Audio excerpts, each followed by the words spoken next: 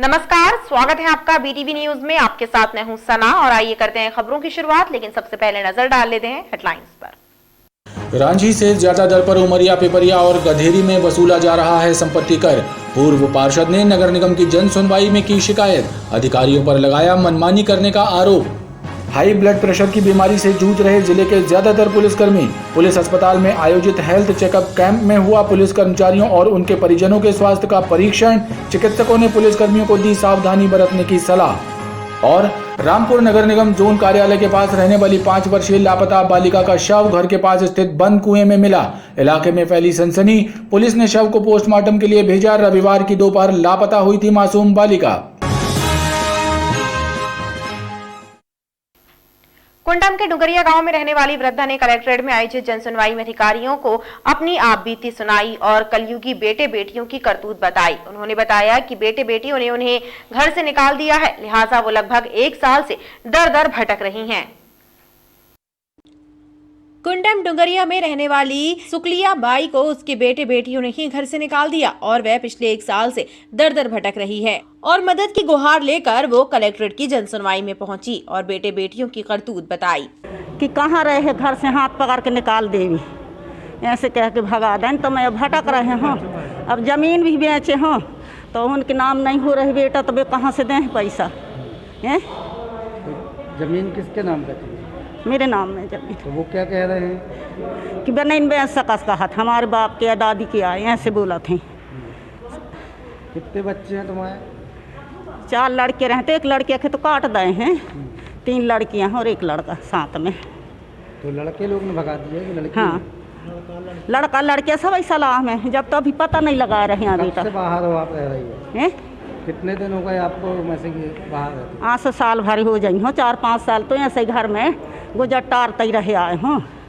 वहीं गढ़ा निवासी राम दर्शन दीक्षित ने भी नामांतरण न होने की शिकायत दी। मैं गढ़ा से आया हूँ, गुलुआ चौक से। मेरी समस्या ये है कि मेरे पिताजी ने रजिस्ट्री कराई थी, सिर्फ मेरे पास रजिस्ट्री है और एसडीएम साहब को मैंने मुनावर खान थे जो, उनको वो लगाया था केस, तो उनने बोला लिंक लेके आइए। तो लिंक में मैंने ढूंढवाया, मैंने कुछ ढूंढा, लिंक नहीं मिल रही, तो वो काम नहीं हुआ अभी तक। जन सुनवाई में आए आवेदनों को गंभीरता से लेकर उनका निराकरण कराने के निर्देश संबंधित अधिकारियों को दिए गए हैं। जमतरा निवासी अनिल मरावी की मौत के मामले में गौर पुलिस द्वारा गंभीर आरोप लगाते हुए आदिवासी संगठन की संयुक्त बैठक आयोजित हुई और उन्होंने मृतक के परिजनों को मुआवजा दिए जाने की मांग की है। आदिवासी संगठनों की संयुक्त बैठक में जमतरा निवासी अनिल मरावी की मौत के मामले पर चर्चा की गई और उसके परिजनों को मुआवजा दिलाने की मांग को लेकर प्रशासनिक अधिकारियों से चर्चा करने का निर्णय लिया गया। अनिल मरावी हमारे समाज का जो एक कार्यकर्ता था, वो पुलिस की पिटाई के कारण जिसकी मौत हुई, उस मामले को लेकर पिछली 14 तारीख को हम लोगों ने एसपी महोदय को ज्ञापन देने का कार्य किया था। ज्ञापन में जो हमारी मांगें थी, ज्ञापन में मांगें ये थी कि चूंकि पुलिस की हिरासत में मौत हुई है तो जुडिशियल इंक्वायरी हो। संगठन के सदस्यों ने बताया कि प्रशासन ने उनकी 2 मांगें मान ली हैं और अब मुआवजे की मांग के लिए वे फिर से प्रयास करेंगे। जातिगत जनगणना कराए जाने की मांग को लेकर पिछड़ा वर्ग संयुक्त मोर्चा जल्द ही आंदोलन प्रारंभ करने वाला है। मोर्चा के सदस्यों ने आरोप लगाया कि कांग्रेस और भाजपा दोनों ही पिछड़ा वर्ग के लोगों को गुमराह कर रहे हैं। संयुक्त पिछड़ा वर्ग मोर्चा के सदस्यों ने पत्रकारों से चर्चा करते हुए बताया कि जातिगत जनगणना की मांग को लेकर जल्द ही एक जन आंदोलन प्रारंभ करने वाले हैं ताकि पिछड़ा वर्ग को आरक्षण का लाभ मिल सके। वर्तमान में कांग्रेस और भाजपा दोनों पार्टियों के द्वारा पिछड़ा वर्ग के लोगों को भ्रमित किया जा रहा है। अभी तो फिलहाल जो है साजिश जो समझ में आ रही है वो भाजपा सरकार की साजिश भी है और उसमें कांग्रेस भी कहीं ना कहीं दोषी है। यदि तनखा जी ने मामला रखा था तो अब चुप रहने का सवाल क्या है? यदि उनकी बात जो रोटेशन के लिए गए हैं या किसी दूसरी चीज के लिए गए, परिसीमन के लिए गए थे, यदि उनकी बात को पलट के न्यायालय ने दूसरा निर्णय दिया है तो आपको फिर न्यायालय के पास जाना चाहिए कि भाई हमारी बात को आपने उल्टा क्यों कर दिया। तो वो भी चुप है तो दोषी कहीं ना कहीं वो भी है। पूरा पहले जनजागरण चलाएंगे पूरे जिले भर में और जिले भर के बाद में यहीं पर हम लोग धरना प्रदर्शन जो भी संभव होगा वो सब करेंगे, परंतु जातिगत जनगणना को करा के रहेंगे। और जो सरकार ने अभी न्यायालय ने जो अभी यहाँ पर 27% पे आघात किया है उसको हम लोग वापस लाएंगे, ये हम लोगों की मांग है। संयुक्त पिछड़ा वर्ग मोर्चा के सदस्यों का कहना है कि मांगे पूरी होने तक उनका ये जारी रहेगा। स्टेट बार काउंसिल के अध्यक्ष शैलेंद्र वर्मा ने हाईकोर्ट के चीफ जस्टिस और चीफ जस्टिस ऑफ इंडिया को पत्र लिखकर निचली अदालतों के लिए आचार संहिता बनाए जाने का आग्रह किया है। उन्होंने ये भी कहा है कि हड़ताल आखिरी हथियार होना चाहिए, उससे पहले बातचीत से भी मसला सुलझाया जाना चाहिए।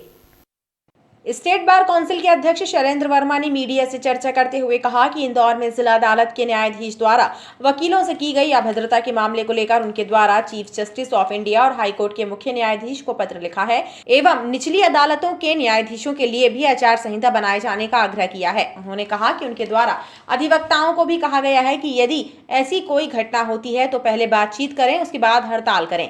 आज हमने ये प्रेस कॉन्फ्रेंस इस कारण रखी क्योंकि हमने chief justice of India, Madhya Pradesh high court chief justice, सभी हाईकोर्ट जजेस को एक पत्र लिखा है कि लोअर जुडिशरी के लिए आचार संहिता होना चाहिए।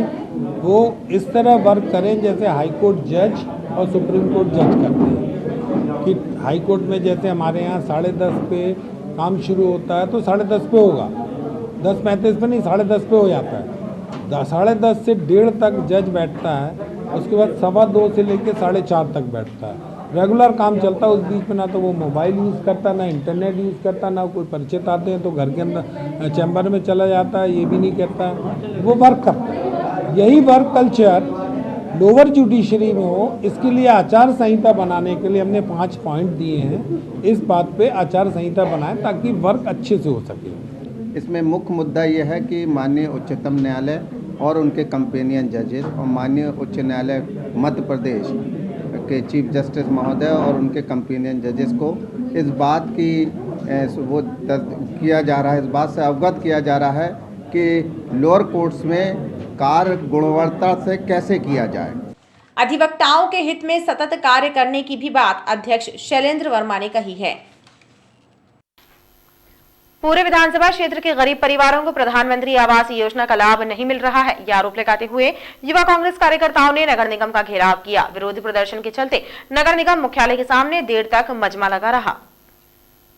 प्रधानमंत्री आवास योजना के तहत गरीब परिवारों को जमीन के पट्टे एवं पट्टों पर मकान बनाने के लिए अनुदान दिया जा रहा है, लेकिन पूरे विधानसभा क्षेत्र के गरीब परिवारों के साथ भेदभाव हो रहा है। ये आरोप लगाते हुए युवा कांग्रेस कार्यकर्ताओं ने नगर निगम का घेराव किया। ज्ञापन के माध्यम से राजेश गुप्ता के माध्यम से ज्ञापन के माध्यम से आपसे आवेदन किया जा रहा है। शहर के गरीब तबके के लोगों की आवाज़ उठाई गई, जिसमें कि प्रधानमंत्री आवास योजना मुख्य रूप से शामिल था।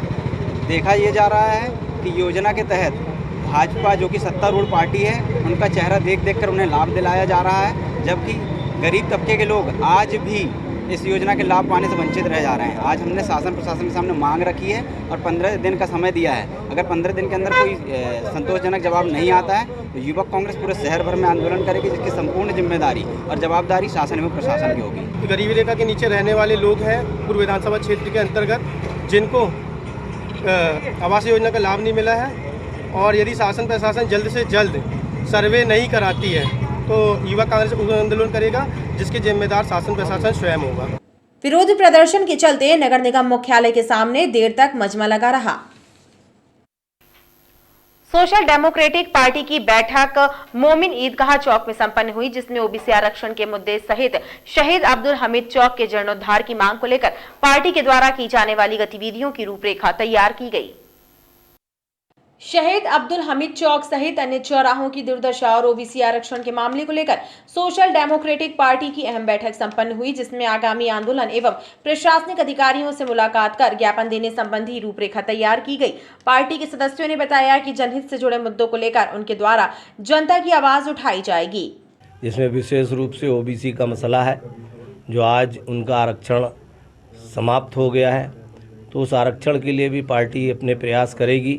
और स्थानीय मुद्दे जबलपुर के जो है अब्दुल हमीद चौक जो है, वहाँ पर उनकी अपनी निशानी को जो तोड़ दिया गया है उसे पुनः स्थापित करने और मोमिन ईदगाह चौक के विकास और उसके नामकरण के लिए भी पार्टी जो है वो आज संकल्प ले रही है। मनुष्य तेंदुए के साथ कैसा रहे, इसके लिए एक दिवसीय कार्यशाला का आयोजन फॉरेस्ट रिसर्च इंस्टीट्यूट में किया गया। इसमें संजय गांधी नेशनल पार्क मुंबई के विशेषज्ञों ने आकर बताया कि यदि हम अपने व्यवहार में एवं नजरिए में थोड़ा सा परिवर्तन करते हैं तो तेंदुए के साथ रह सकते हैं बगैर संघर्ष के।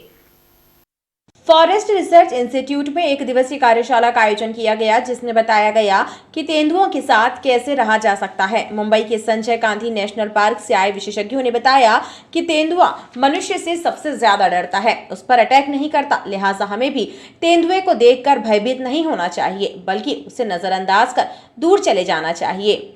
हमें लेपर्ड की तरफ देखने का नजरिया बदलना पड़ेगा। अगर आपको कोई लेपर्ड दिखा तो बेसिकली आप उस जगह से हट जाइए। लेपर्ड भी एक याद रखिए, लेपर्ड कभी भी आदमी से सबसे ज़्यादा डरता है, तो आदमी से डरता है, तो लेपर्ड को भी आपसे लंबा जाने का है, तो आप उससे लंबा जाइए, वो आपसे बिल्कुल तुरंत लंबा जाके अपनी जगह पे चला जाएगा।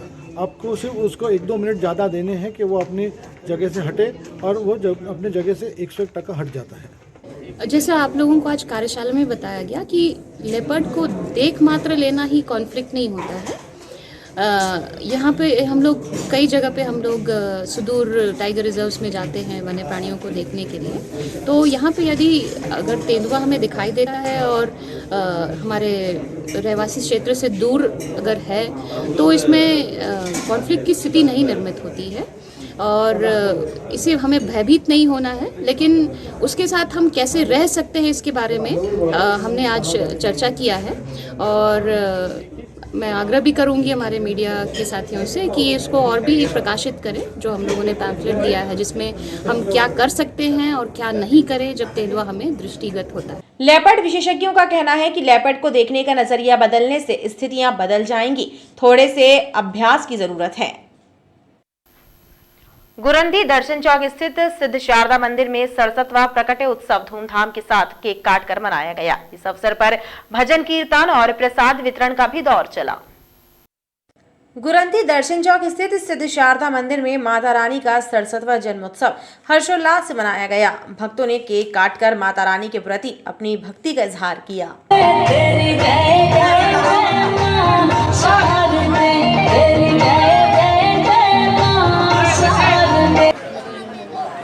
मंदिर समिति से जुड़े सदस्यों और भक्तों ने बताया कि प्रतिवर्ष माता शारदा का जन्मोत्सव मंदिर में मनाया जाता है। इस दौरान केक काटकर भजन कीर्तन का भी आयोजन किया जाता है, जिसमें बड़ी संख्या में भक्त शामिल होते हैं।